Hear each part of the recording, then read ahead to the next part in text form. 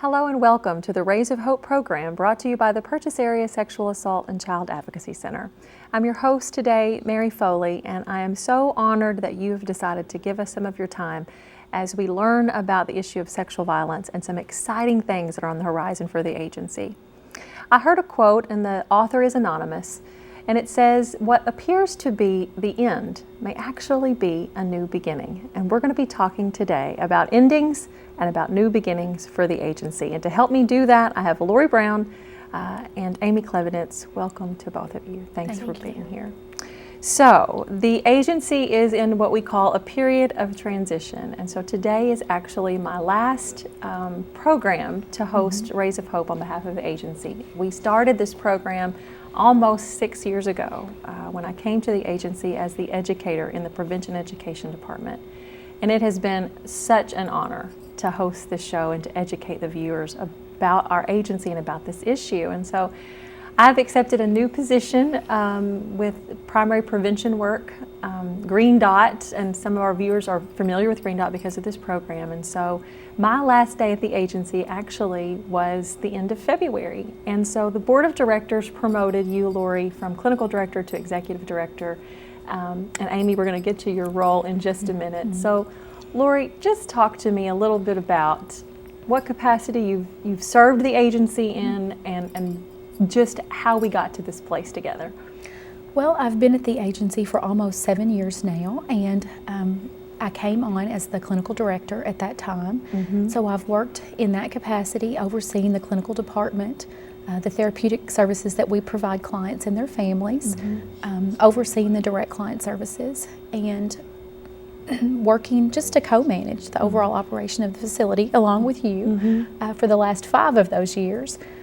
Also, I've been very active in providing forensic services since we assumed the designation as the Child Advocacy Center. And so providing the forensic services such as the forensic interviews and assisting our physicians with the child specialized sexual abuse exams. That's been a big part of what I've done over the last... So you've had your hand in most all services, actually. I would say it's fair to say that, yes, I have had both of my hands in all services in the agency at one time or another. And I think in the eye of the board of directors, because PASAC is a 501c3 not-for-profit organization that is governed by a board of directors. And I think in the eye of the board, they felt you were so well positioned to assume this role, and the concern was that your heart was involved in the clinical aspect that you may not be interested. What would you say to that? Well, I would say that first that they're right. That is where my heart truly is in the work, and working directly with clients and families and working with our therapists in order to improve the quality of those therapeutic services that we provide. But I think that this opportunity came along at the right time. We've spent the last, I think, 5 years since you assumed the role of executive director in really building the agency to a level where this was a time maybe for that transition. Being able to take what I've done in the clinical department and try to develop that department and to grow that department, and in this new position being able to have more time to work with our other departments, being able to do the same thing. And I think that comes at a good time as well, because as you well know, we're just coming off of our first years of really tracking outcome measures and looking not only at the number of services that we provide, but at the quality of those services, and being able to really analyze what are we doing very well and what are the areas where we want to continue to improve. And I certainly think that's one of the things that will be your legacy to our agency and that will continue long after you're gone, is really looking at the standard of care and the quality of care and that determination and dedication to always improving that. And so that's one of the things that I'm most looking forward to, I think, is being able to look across the agency at the different departments and to continue that development. And I thank you for that, and it certainly is your skill set. And Amy, I want to bring you into the conversation now, and then I want to talk with us together about where are we going and the exciting things that are ahead. But before we can do that, just introduce yourself to the viewer, what your background is, and how you got connected, or what your experience is with the agency. My background is business. business management, finance, HR. I've spent the last 5 years in PR and marketing, and that's where I've really found my love of business and talking about what people do well and why those services or goods are needed. I got involved with PASAC as a volunteer back in the fall and immediately fell in love with the agency, the work that is done, the faces, the spirit of the clients that you serve, just knowing that the good that you do, that everything is good in what you do and what you serve. And I found myself, the more I volunteered, the more I wanted to volunteer. And so when the opportunity came to actually apply for a position, I thought, how awesome would it be to actually get to work there? And I'm not sure yet if I'm even going to call it work. It doesn't seem fair to call it work. And I remember, Amy, when we sat down actually to talk about your role as a volunteer, you said to me that you later came back and said to me that you had the thought, what would it be like to work here every day? And so that passion was really ignited. Yes, every time I walk in the facility now, just in the last few weeks, as the idea has been planted, I think this would be a job. I can't imagine this being a job. So I'm very excited to be able to apply the business background that I have to actually doing good for a nonprofit organization that so deserves the help. Well, and we are certainly excited to have Amy come on board and to bring that passion. I was telling the staff, I remember the first time that I met you, Amy, and you had come to the center for a tour of the facility, a community group, as we often do. And as we were going through the center and talking about the different services, I could just tell her face just really stood out in that crowd of people. The reason that people come to our center is very difficult, and the nature of that is very difficult. And sometimes it's hard for people in the community when they come because they get so focused on that difficulty of why people come in. But there are always those kind of special people that you can see when we're talking who just, that when she's talking about passion, I could just see it in her eyes and on her face, and how excited she got to think about being a part of the solution and a source of help and healing for those who are in need. And so really what's happening today in my mind is this transition, if you will, of passions and of purpose and of direction and of vision. And what a dynamic team I have sitting in front of me. I have one with a passion for victims and for people and their suffering like I've never known, with an ability and a skill set to intervene. And then I'm sitting in front of me with someone who comes with such a professionalism and a background in business and human resources, financial management, and an ability to tell a story like nobody I have encountered. And I think about the two of you together and where you will be leading PASAC, some place that is so dear to my heart, and I am thrilled with what's ahead. So if we could, can we just talk a little bit about, just for viewers that might be tuning in and might say, oh, I kind of know what the agency does, but I'm not exactly sure. Lori, could you bring everybody up to speed, put us all on the same page? What is PASAC and what do we do? And then we'll go from there. Well, Mary, we serve the Purchas area as a dual center. We're both the Regional Rape Crisis and the Child Advocacy Center. And as such, we provide crisis intervention services. We have a 24-hour helpline. We also provide medical advocacy for those who might present to the emergency room as a victim. We also provide medical advocacy services for children with our forensic child specialized sexual abuse exams, and we have two very well-trained and experienced physicians who provide those exams at the request of investigators and law enforcement, as well as our forensic interview services that we provide. We also have a clinical department where we provide crisis intervention and long-term therapy for clients and their families. Our prevention education program is very active in the community, in the school systems, as well as community groups at requests. I also heard and read an article actually about a brand new program that the agency is the list is growing. The list is growing, and that's wonderful. And so talk to the viewer, and actually that's what's been airing this whole past month, is the human trafficking program. Right.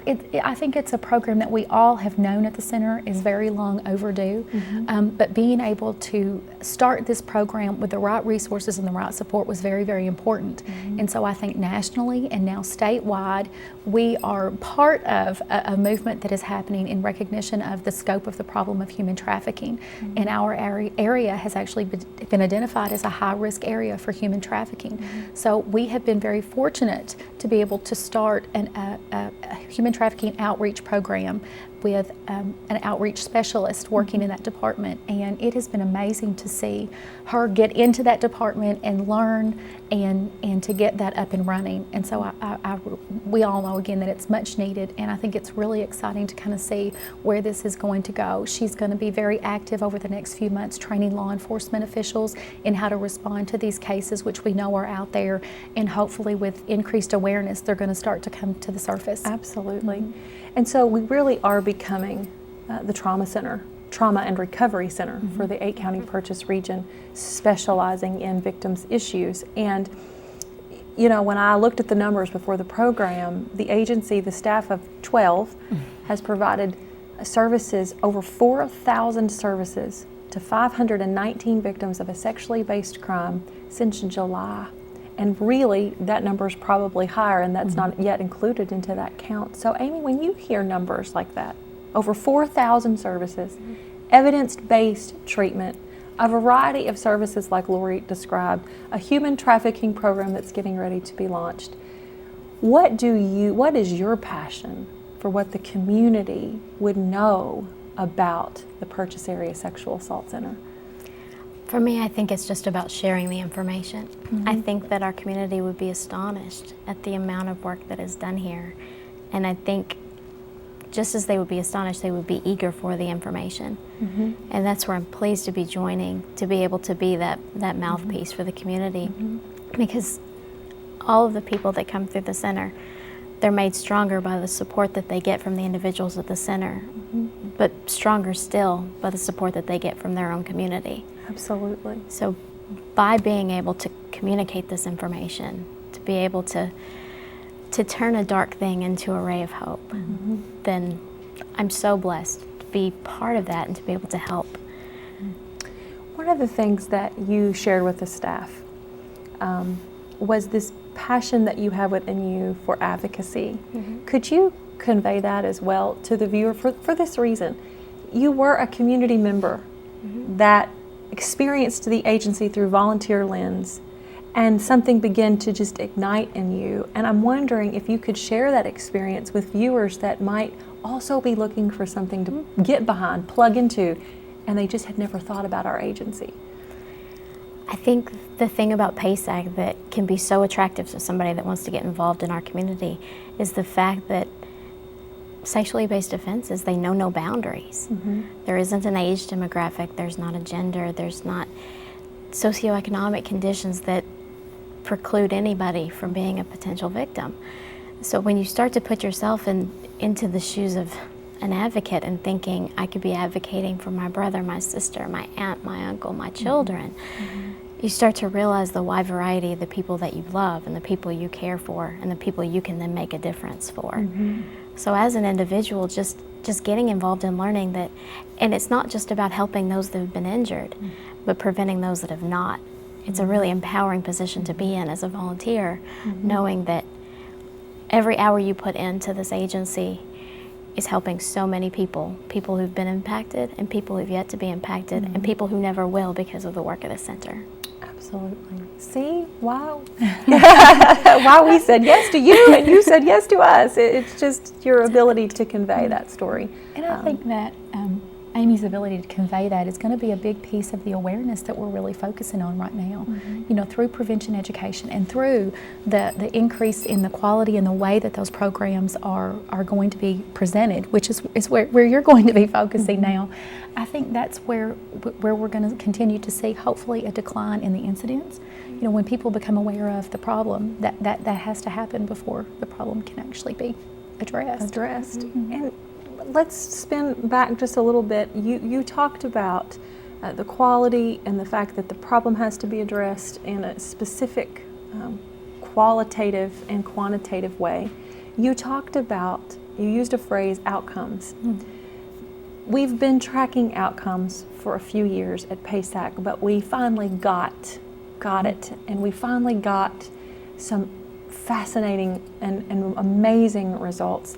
And I think we would be remiss today if we didn't take a look back, us three together, take a look back on this journey of outcomes measurement and what are victims getting when they contact our agency.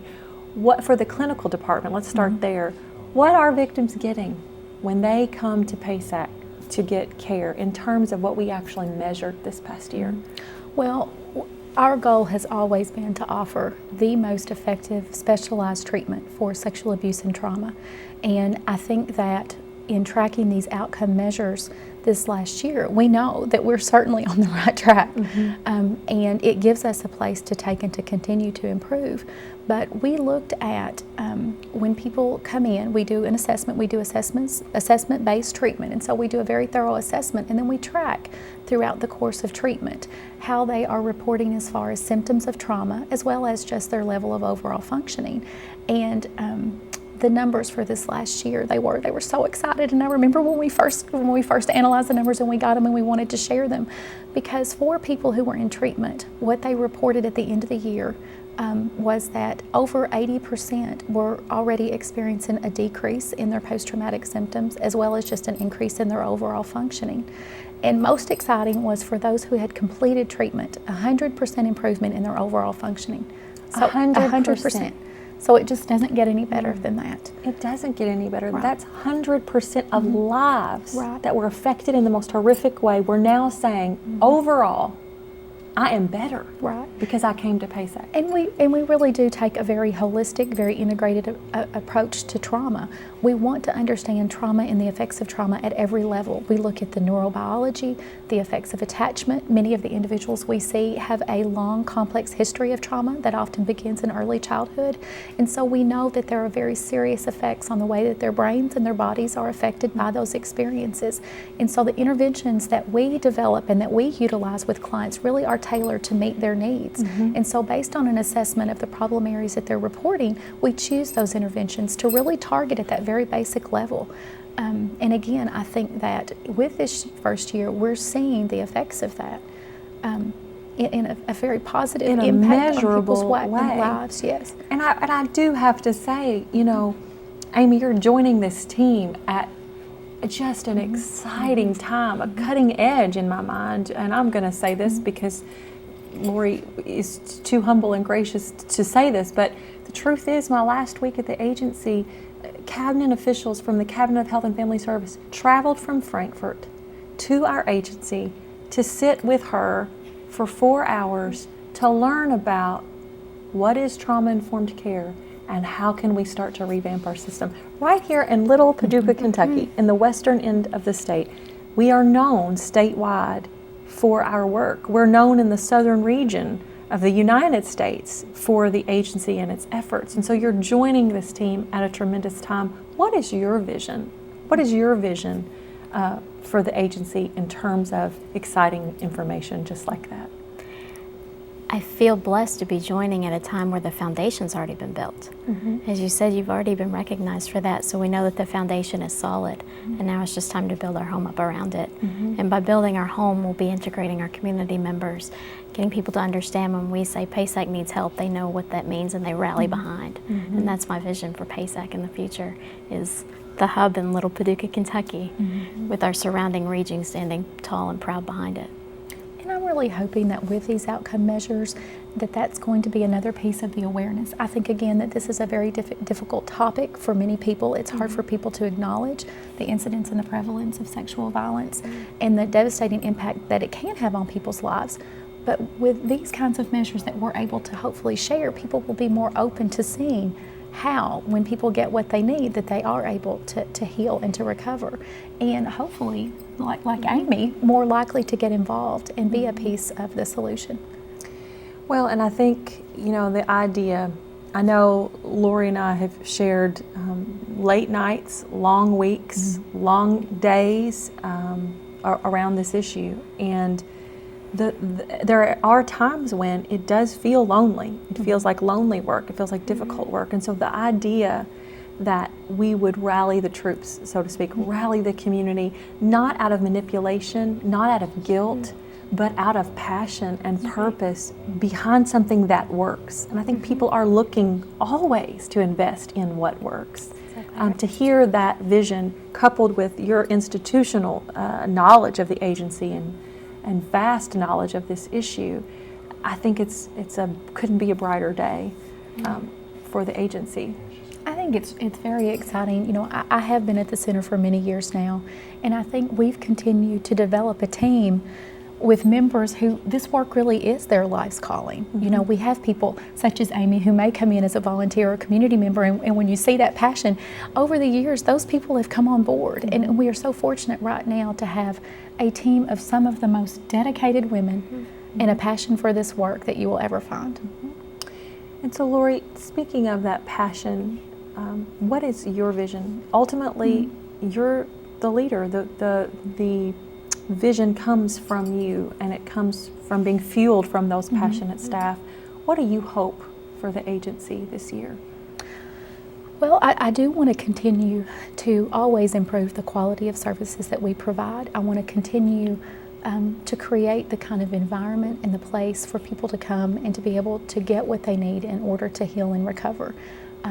I think that for me personally, I've been so invested in the work itself that I think with Amy coming on board that this is a time where we can get out in the community more, and again to increase that awareness and that response so people know who we are and what we do and how we help. And so that's maybe for me a shift to have more time to be able to work with Amy and in the community.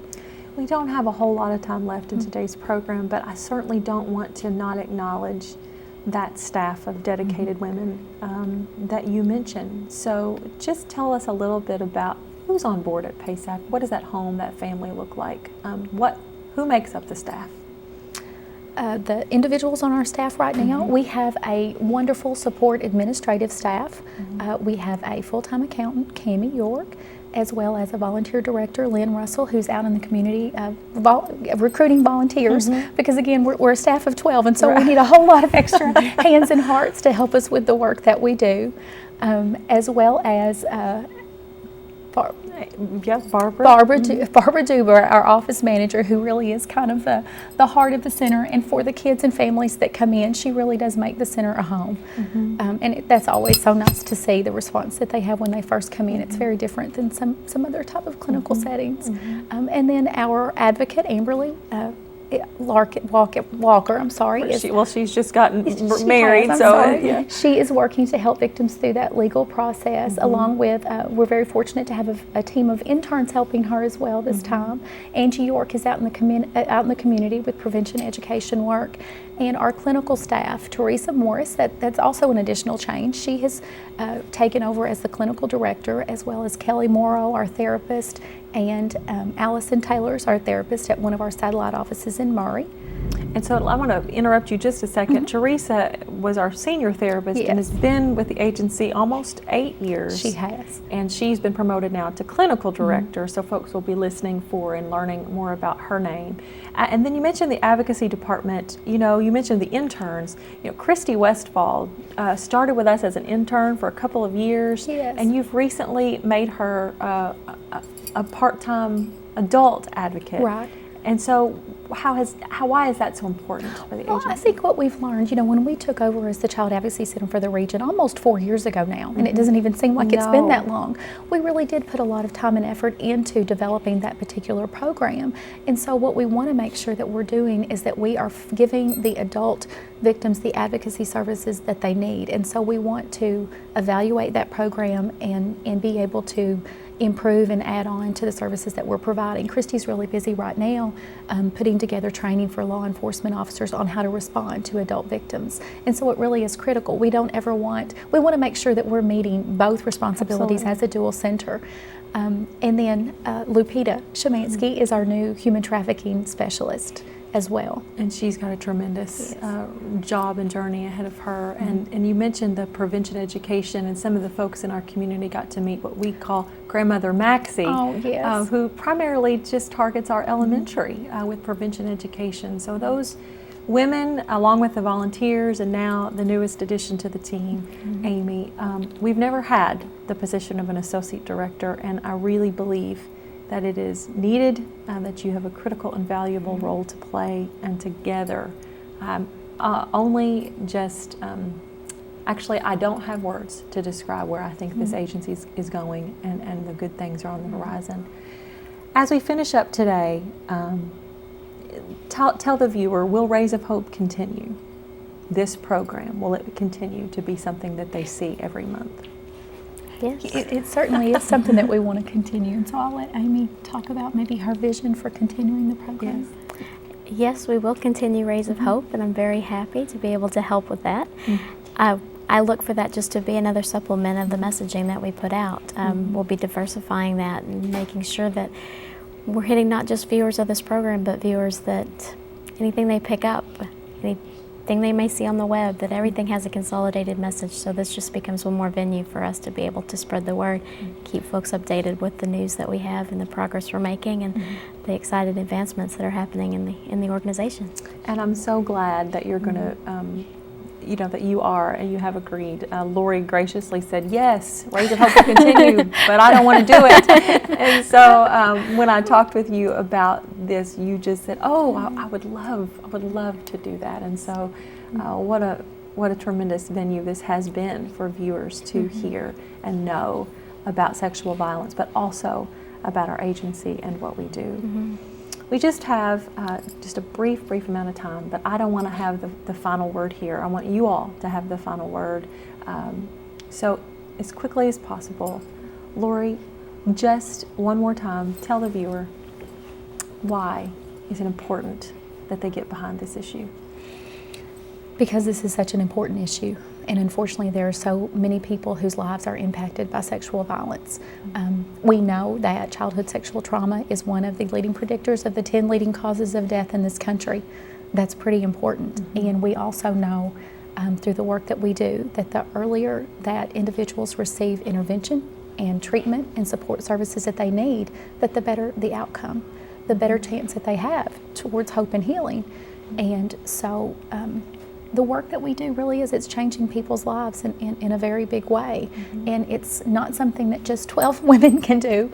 We need volunteers to help with that. We need the community at large to be willing to be aware of and to acknowledge and to be a part of the solution. Thank you. Amy, why is it important? It's important because it's not just about responding to someone in need, but protecting those who will hopefully never have that need. It's an important place to be. This area, this region is so lucky that we're not just responding to problems as they occur, but we're preventing them. We're learning from cases what to do better next time. So this is something that will continue to grow and continue to emerge. We can't do that without support of the community. And so I thank you both for being here. It's been an honor to serve with you. Lori, it's been a great honor to be a part of this work. Amy, what a gift and a blessing that you are. You came out at just the right time. And so thank you so much for being on this program. And for the final time, I would like to thank you, the viewer, for joining me for another edition of the Rays of Hope program. And I would challenge you to never become complacent in this effort, but to do your part to make a difference in this community and to get behind agencies like PASAC who are doing such incredible work, knowing all the while we could not and will not succeed in this mission without your help. It's been an honor to serve with you. Thanks for joining us for another edition of the Rays of Hope program.